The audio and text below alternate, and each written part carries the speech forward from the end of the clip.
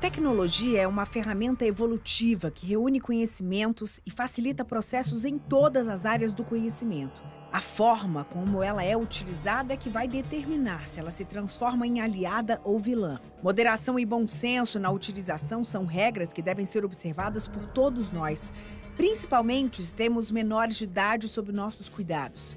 Você já refletiu sobre de quem é a responsabilidade daquilo que as crianças acessam na internet? A criança, quem cuida, quem tem que criar, quem tem que educar são os pais. A internet explica tudo, ensina muita coisa boa, mas ensina muita coisa ruim também. Tem muitos pais que não sabem. O meu netinho mesmo, eu fico toda hora olhando. E eu acho que tem muitas crianças que têm acesso aos celulares dos pais, né? De pessoas adultas, que o algoritmo geralmente entrega conteúdos de pessoas adultas. A questão pode ser mais complexa que isso.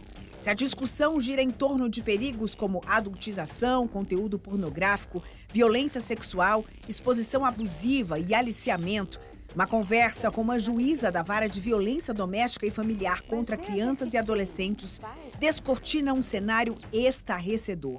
O que nós nos deparamos aqui de forma quase que diuturna são de conteúdos produzidos pelos próprios pais, familiares, pessoas de convívio íntimo das crianças.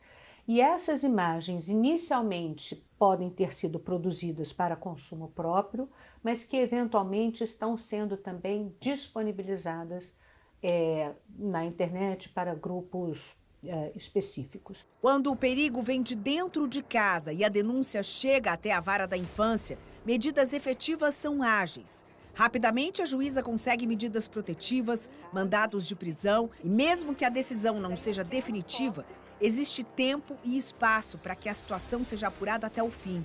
Mas a rede de aliciamento é tão persuasiva que muitas vezes faz com que a própria criança ou adolescente produza os conteúdos inadequados, sem perceber a gravidade da situação.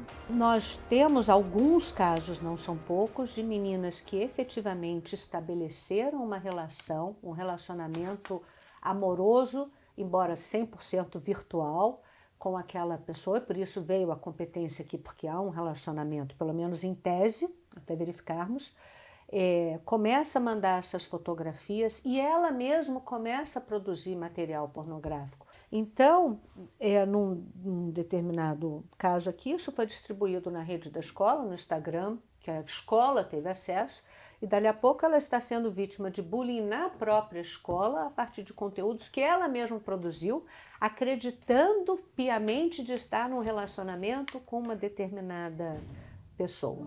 Isso nos leva a entender que a responsabilidade não pode ser só dos pais. A vigilância deve estar em toda parte. O Estatuto da Criança e do Adolescente de 1988 é atualizado para contemplar situações atuais. Ele estabelece o direito de acesso à tecnologia da informação e comunicação pelos menores, mas deve prever a proteção. A maior vitória recente foi a aprovação da Lei 2628, conhecida como o ECA Digital. Eu nunca deixaria meu filho de 13 ou minha filha de 13 sozinhos no centro da cidade às 3 da manhã. Mas a gente deixa a filha de 13 ou o filho sozinhos na internet às 3 da manhã no quarto ao lado. E eu durmo sossegada achando que está tudo bem. Né? Não está tudo bem. E a Lei 2628 vai ajudar família, escola, o próprio governo, né, vai colaborar para que crianças e adolescentes sejam protegidos. E quais seriam, então, as principais mudanças com a nova lei?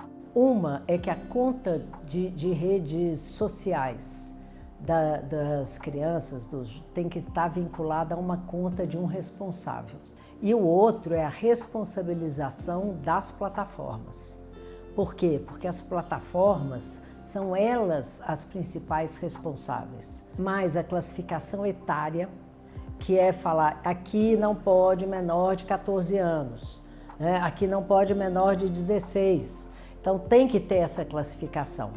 Mas mais do que isso tudo, em janeiro, o presidente Lula assinou a lei que proíbe o uso de celular na escola.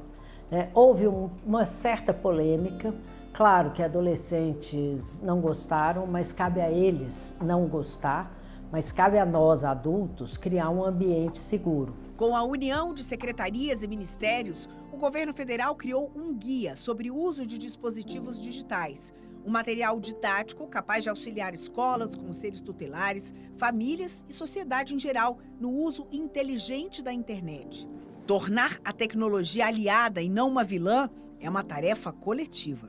E quem que você acha que é o mais responsável por isso? São os pais, são as plataformas? Quem tem que gerir esse espaço? São as plataformas, com certeza. Elas que estão lucrando em cima de tudo isso, elas que têm que fazer alguma coisa. E é um dever do Estado brasileiro cobrar essa regulamentação também.